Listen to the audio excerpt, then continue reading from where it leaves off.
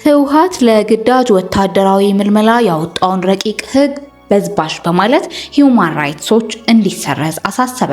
የትግራይ ክልል መሪ ለወታደራዊ ግዳጅ ምልመላ ለማድረግ ኃይል የሚሰጣቸውና ተቃዋሚዎቹን እንዲቀጡ መንገድ የሚጠርግላቸውን ረቂቅ አዋጅ እንዲሰርዙ ሂዩማን ራይትስ ዎች አሳሰበ። የሰብአዊ መብት ተሟጋች ሰኔ 16 2018 ዓ.ም ባወጣው መግለጫ ረቂቅ አዋጁን ያወጣው በፌዴራል መንግስት የተሾመ የክልሉን አስተዳዳሪ ከስልጣን አውርዶ ከኤርትራ ብሔራዊ ውትድርና አገልግሎት ጋር የሚመሳሰል አፈሳ ከጀመረ በኋላ ነው ብሏል። የሂዩማን ራይትስ ዎች የአፍሪካ ምክትል ዳይሬክተር ላቲቫ ባድር የትግራይ ተወላጆችን ከሁለት ዓመቱ አውዳሚ ግጭትና ካስከተለው መዘዝ እያገገሙ እንደሆነ ጠቅሰው የክልሉ ባለስልጣናት አሁን ባለው የፖለቲካ ውጥረት ሳቢያ ሲቪሎች ወታደራዊ አገልግሎቶች እንዲሰጡ ማስገደድና ጎን ለጎን ደግሞ የግዳጅ ምልመላ የሚተቹትን መቅጣት የለባቸውም ብለዋል። የትግራይን ህዝብ ህልውና እና ደህንነት ለማረጋገጥ የትግራይ ብሔራዊ ክልላዊ መንግስት ያወጣው አዋጅ በሚል ርዕስ የተዘጋጀው ረቂቅ ሰነድ በክልሉ ምክር ቤት እንደሚጸድቅ ቢቢሲ ትግረኛ ከምንጮቹ ያገኘው መረጃ ይጠቁማል። በረቂቅ አዋጁ የመጀመሪያ ክፍል አንቀጽ 5 ላይ እድሜና ጤና የማይፈቅድለት ማንኛውም የትግራይ ተወላጅ የክልሉ መንግስት የሚያቀርብለትን የክተት ጥሪ ተቀብሎ መሳተፍ ብሔራዊ ግዴታ እንዳለበት ይገልጻል። በሶስተኛ ክፍል ደግሞ የወንጀል ተጠያቂነት በሚለው የረቂቅ ህጉ ክፍል ስር በትግራይ ጦር ውስጥ ለመቀላቀል ወይም ለመዋጋት ፈቃደኛ ያልሆነ ማንኛውም ሰው በደጀን ወይም በግንባር ግዴታው እንዲፈጽም ጥሪ ቀርቦለት ያልተቀበለ ከሆነ ከ10,000 እስከ 50,000 ብር ተቆጥቶ ግዴታውን እንዲፈጸም ይደረጋል ሲል ይደነግጋል። በትግራይ እየተካሄደ ያለው የግዳጅ ወታደራዊ ምልመላ በፈጠረው ስጋት ምክንያት በርካታ ወጣቶች ከክልሉ እየወጡ ወደ ቀሪው የኢትዮጵያ ክፍል እየሸሹ ሲሆን ሌሎች ደግሞ እዚያው ተደብቀው እንደሚገኙ ተናግረዋል። አፈሳው ከነዋሪዎችና ከመብት ተሟጋች ውግዘት እየገጠመው ቢሆንም ምልመላው በፈቃደኝነት የሚካሄድ ነው በማለት ህወሓት ማስተባበሉን የፈረንሳይ ዜና ወኪል ኤኤፍፒ መዘገቡ ይታወሳል። በትግራይ በስፋት እየተካሄደ ያለው ወታደራዊ ምልመላ በአብዛኛው በፈቃደኝነት ላይ ብቻ ተመስርቶ የሚካሄድ መሆኑን የህወሓት ምክትል ሊቀመንበር አቶ አማኑኤል አሰፋ ተናግረዋል። ነገር ግን ሁሉም የትግራይ ተወላጅ ግዛቱን ከህልውና ስጋት መከላከል ስላለበት ልዩ ሁኔታዎች አሉ በማለት የግዳጅ ምልመላው እንዳለ በተዘዋዋሪ ገልጸዋል። ሂዩማን ራይትስ ዎችም ባወጣው መግለጫ ረቂቅ አዋጁ አሻሚና በጣም የተለጠጠ ቋንቋ መያዙን ይጠቅሳል። ይህ ለብዝበዛው ክፍት መሆኑን እንዲሁም ለተለያዩ ጥፋቶች ስራትና የሞት ቅጣትን ማካተቱን ገልጿል። ረቂቁ የወጣው በህወሓትና ፌዴራል መንግስቱ መካከል ያለውን ውጥረት መባባሱ በትግራይ ንጹሃን ዜጎች ለተጨማሪ ጭካኔ ድርጊት ያጋልጣል የሚል ፍርሃት በተፈጠረበት ወቅት መሆኑን ያመለክታል። ቅድሚያ ለሰብአዊ መብት ኢትዮጵያ በተባለው የሰብአዊ መብት ድርጅት የትግራይ ጸጥታ ኃይሎች በክልሉ መጠነ ሰፊ አፈሳና የግዳጅ ወታደራዊ ምልመላ ያካሄደ መሆናቸውን በመጥቀስ መግለጫው መውጣቱ ይታወሳል። ቢቢሲ ያነጋገራቸው በክልሉ የተለያዩ ከተሞች የሚኖሩ ወጣቶች ከስራ ቦታቸው፣ ከመዝናኛ ስፍራዎች እንዲሁም ከህዝብ ትራንስፖርት ላይ በግዳጅ ተወስደው ወደ ተለያዩ ካምፖች መላካቸውን ተናግረዋል። ውጥረቱ በተባባሰበት ወቅት አሜሪካ በኢትዮጵያ ያለውን ሰላም በማናጋቱ ውስጥ ተሳታፊ ናቸው ባለቻቸው አክራሪ አባላትና የቅርብ ቤተሰቦቻቸው ላይ የቪዛ ክልከላ መጣሏን መገለጹ አይዘነጋም። የአሜሪካ የውጭ ጉዳይ ሚኒስቴር ባወጣው መግለጫ በአክራሪ ህወሓት አባላትና በኢትዮጵያ መንግስት መካከል በሰሜን ኢትዮጵያ ግጭት እንዳያገረሽ የሚያደርግ ውጥረት እየተባባሰ መምጣቱን በመግለጽ ይህም በቀጠናው ያለውን ሰላምና መረጋጋት የሚያናጋ ነው ብሏል። የአሜሪካ እርምጃ የትግራይን እውነታ እንደማያንጸባርቅና ፌዴራል መንግስቱን ተጠያቂነት ያላደረገ መሆኑንም በመጥቀስ ኮንኗል። የህወሓት የግዳጅ ወታደራዊ ምልመላ ከኤርትራ ብሔራዊ ውትድርና አገልግሎት ጋር እንደሚመሳሰልና የተባበሩት መንግስታት የሰብአዊ መብትም ተቋማት ይህን ማውገዛቸውን የመብት ድርጅቱ ጠቅሷል። የግዳጅ ምልመላ ገደብ የለሽ ወታደራዊ አገልግሎት የእንቅስቃሴ ገደብና ከወታደራዊ ምልመላ የሚያመልጡ ሰዎችና ቤተሰቦቻቸው መቅጣትን የተመድ መርማሪ ተቋም በተገቢው ሁኔታ መኮንናቸውን ሂዩማን ራይትስ ዎችን በመግለጫው አካቷል። የትግራይ ጦርነት ያስቆመውን የፕሪቶሪያ ስምምነት ያስተባበሩት ወገኖች ማለትም የአፍሪካ ህብረት፣ አሜሪካ፣ የአውሮፓ ህብረት፣ ኬንያና ደቡብ አፍሪካ የትግራይ መሪዎች የግዳጅ ወታደራዊ ምልመላና ረቂቅ አዋጁን እንዲሰርዙ በይፋ መጠየቅ አለባቸው በማለት አሳስቧል። የአፍሪካ ህብረት የፕሪቶሪያ ስምምነት ትግበራን የሚቆጣጠርበትን አሰራር በመጥቀስ የግዳጅ አፈሳና የቀድሞ የተዋጊዎች ዳግመኛ መሰማራትን መርምሮ ግንኙነቱን ለህዝብ ይፋ እንዲያደርግ ጠይቋል። የሂዩማን ራይትስ ዎች የአፍሪካ ምክትል ዳይሬክተር ላቲቫ ባድር የትግራይ አስተዳዳሪ ተጋላጭ የሆነውን የትግራይ ህዝብ ወታደራዊ ዓላማውን እንዲደግፍ በማስገደድ ለተጨማሪ ብዝበዛ ማጋለጥ የለባቸውም ብለዋል። በረቂቅ አዋጁ ውስጥም እስከ ሞት እንደሚያስቀጡ የተቀመጡ ድርጊቶችን በመዘርዘር በማንኛውም ሁኔታ ውስጥ የሞት ቅጣትን አንቀበልም፣ የጭካኔና የመጨረሻ ውሳኔ ነው ሲል ትችቱን አቅርቧል።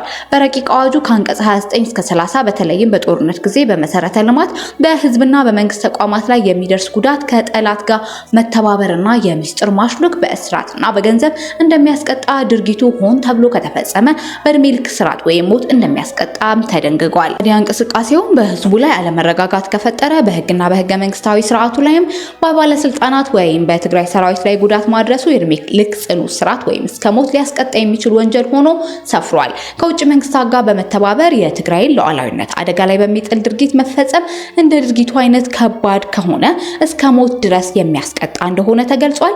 በአንቀጽ 44 ላይ የተገለጸውና እስከ ሞት ቅጣት የሚያደርሰው ወንጀል ከጠላት ጋር ኢኮኖሚ ትብብር ማድረግ ወይም መመካከር የሚለው ነው። ህወሓት ያወጣው ረቂቅ አዋጅ የመስዋዕትነትን ክብር ማሳነስ፣ የተዋጊዎችና ቤተሰቦቻቸውን ክብር መንካት፣ በተለይም የተደራጀ የሚዲያ ቅስቀሳ ከሆነ እስከ 15 ዓመት የሚደርስ እስራት ያስቀጣል ይላል። ሂውማን ራይትስ ዎችም ይህንን አንቀጽ በመጥቀስ ህወሓት ገለልተኛ ጋዜጠኞችና መገናኛ ብዙሃን ላይ አሁንም እርምጃ እየወሰደ እንደሆነ ገልጿል። ይህ መረጃ የቢቢሲ ነው። በሱዳን እየተካሄደ ያለው የእርስ በርስ ጦርነት እጅግ አስከፊ ወደሆነ ምዕራፍ ተሸጋግሯል። የተባበሩት መንግስታት ድርጅት በቅርቡ ባወጣው አስደንጋጭ ሪፖርት ወሲባዊ ጥቃት ንጹሃን ዜጎችን ማሸበሪያ ስልታዊ የጦር መሳሪያ ሆኖ እያገለገለ መሆኑን ይፋ አድርጓል። ይህ በእንዲህ እንዳለ ስትራቴጂያዊቷ የኤል ኦቤይድ ከተማ በፈጣን ደራሽ ኃይሎች RSF ከበባ ውስጥ መውደቋ ሌላ ታሪክ የማይረሳው ሰብአዊ መብት ቀውስ ሊቀሰቅስ ይችላል የሚል ከፍተኛ ዓለም አቀፍ ስጋት ፈጥሯል። ዝርዝሩን እንመለከታለን። በሱዳን ወሲባዊ ጥቃትን እንደ ጦር መሳሪያ መጠቀም መባባሱን ተመድ አስታውቋል። በሱዳን ጥቃት እንደ ጦር መሳሪያ ጥቅም ላይ የሚውሉበት መጠን እየጨመረ መምጣቱን የተባበሩት መንግስታትን ጨምሮ አስታውቋል። ለጦርነት መሳሪያነት በመዋል ንጹሃን ዜጎችን የማሸበር ድርጊት መስፋፋቱን ተመድ ባወጣው ሪፖርትን አመልክቷል። ዩናይትድ ኪንግደም እና 6 የአውሮፓ አገራት በጋራ ባወጡት መግለጫ በኤል ኦቤይድ እየተፈጸመ ያለው ጥቃት እንዲቆም ጠይቋል። የሱዳን ፈጥኖ ደራሽ ኃይል RSF ከተማዋን ለመቆጣጠር ጥቃት ያደርሳል በሚል በርካቶች ስጋት ውስጥም ወድቀዋል። የዩኬ የውጭ ጉዳይ ሚኒስተር ጸሐፊ የቬት ኩፐር ከተማዋ ለነውጥ መጋለጧን ተናግረዋል። RSF የፈጸማቸው ድሮን ጥቃቶች መሰረተ ልማቶች ላይ ጉዳት ማድረሳቸውንም ተናግረዋል። የሸቀጥ ዝውውርን በማስተጓጎል ግማሽ ሚሊዮን ህዝብ መሰረታዊ አቅርቦት እንዳያገኝ መደረጉንም አክለዋል። ዩኬ፣ ፈረንሳይ፣ ጀርመን፣ አይርላንድ፣ ጣሊያን፣ ኔዘርላንድ እና ኖርዌይ በጋራ ባወጡት መግለጫ በቅርቡ የከፋ ጥቃት እንደሚፈጸም ምልክቶችም ታይተዋል። ዓለም አቀፉ ማህበረሰብ እርምጃ መውሰድ ያለበት በዚህ አንገብጋቢ ወቅት ነው ብለዋል። የተመድ ሰብአዊ መብቶች ቢሮ እንዳለው ከግጭት ጋር የተያያዙ 546 የወሲባዊ ጥቃት ኬዞችን መዝግበዋል። ይህ የሱዳን የእርስ በርስ ጦርነት ከ3 ዓመታት በፊት ከተጀመረ አንስቶ የተፈጸመው በቡድን መድፈርና የወሲብ ባርነትንም ይጨምራል። ቢያንስ 838 ሰዎች ሰለባ መሆናቸውን ሪፖርቱ ያመለክታል። 539 አዋቂ ሴቶች እና 286 ታዳጊ ሴቶች እንዲሁም 8 አዋቂ ወንዶችና 7 ታዳጊ ወንዶች ይገኙበታል። ይህ አሃዝ የጥቃቱ ውስን ክፍል ነው የሚያሳየው። የተፈጸመው መጠን ሰፊ ወሲባዊ ጥቃት አልተመዘገበም ይላል ሪፖርቱ። ከተረጋገጡት ጥቃቶች አብዛኞቹ የተፈጸሙት በRSF እና አጋሮቻቸው በሆኑ ሚሊሻዎች እንደሆነ ተገልጿል። የሱዳን ጦርና አጋሮችም ይህን ጥቃት በማድረስ ተከሰዋል። የተመድ ሰብአዊ መብት ኃላፊ ቮልከር ቱርክ ወሲባዊ ጥቃት እንደ ጦር መሳሪያ ጥቅም ላይ ውሏል ብለዋል። ይህ የጦር ወንጀል ነው፣ የስልታዊ ጥቃትና ሰብአዊነት ላይ የሚፈጸም ወንጀል አካል ነው ሲሉ አክለዋል። RSF እና ሱዳን ጦር በሪፖርቱ ላይ እስካሁን አስተያየት አልሰጡም። ከዚህ ቀደም ግን መሰል ክሶችን አስተባብሏል። በዓለም የከፋውን ሰብአዊ ቀውስ ባስከተለው የሱዳን የእርስ በርስ ጦርነት ሳቢያ 11 ሚሊዮን ሰዎች ከቤት ንብረታቸው ተፈናቅለዋል። 28 ሚሊዮን ሰዎች ለአስከፊ ረሃብ መገለጣቸው የተራድኦ ድርጅት ገልጸዋል። በሌሎች አካባቢ የሚፈጸም ጥቃትን በመሸሽ ወደ 200,000 የሚጠጉ ሰዎች በኤል ኦቤይድ ከተማ ተጠልለዋል። አሁን ከተማዋ ዋነኛ የጦር አውድማ በመሆኗ ለአደጋ ተጋልጧል። RSF እግረኛ ጦር ከማስገባቱ በፊት የድሮን ጥቃት የፈጸመ እንደሚገኝም የሚጠቁሙ ሪፖርቶች ወጥተዋል። እንደ ከተማዋ ነዋሪ ተፈናቅለን እዚህ ከመጣን በኋላ ለሞት ተጋልጠናል፣ ፈርተናል ስትል ለቢቢሲ ገልጻለች። አንድ የከተማዋ ነዋሪ እዚህ ከመጣን በኋላ ጠፈንታችን ይሄ ሆነ፣ መብላት መጠጣት አንችልም፣ የት እንሂድ፣ ከዚህ ወዴት እንሂድ በማለት ትናገራለች። ሌላ ሴት የድሮን ጥቃት እንዳስፈራት ተናግራለች። በጣም ፈርተናል፣ በስነ ልቦናም በአካልም ደህንነታችን አደጋ ተጋርጦበታል ብላለች። ከተማዋ RSF በሚቆጣጠራቸው የሱዳን ምዕራባዊ አካባቢና በሱዳን ጦር ስር ባሉ ምስራቃዊ ከተማ መካከል ስለምትገኝ ስትራቴጂያዊ ጠቀሜታ የጎላ ነው። በነዳጅ በበለጸገችው ኮርዶፋን ግዛት ስለምትገኝ ከተማዋን የሚቆጣጠረው ኃይል ጫና ማሳደር እንደሚችል ተንታኞችም ይናገራሉ። RSF በዳርፉር ግዛት ኤልፎሸርን ሲቆጣጠር እንደተፈጸመ መጠነ ሰፊ ጥቃት በኤል ኦቤይድም ሊደርስ ስለሚችል ዓለም አቀፍ ማህበረሰብ አፋጣኝ እርምጃ እንዲወስድ ዩኬና የአውሮፓ ሀገራት ባወጡት መግለጫ አሳስበዋል። RSF ፉሻርን ሲቆጣጠር በ3 ቀናት ብቻ ከ6000 በላይ ሰዎች መገደላቸውን ተመድ አስታውቋል። ዛሬ በሱዳን በሚሊዮን የሚቆጠር ዜጎች በረሃብ፣ መፈናቀል፣ በከፋ ጦርነት ቀውስ ውስጥ ይገኛሉ።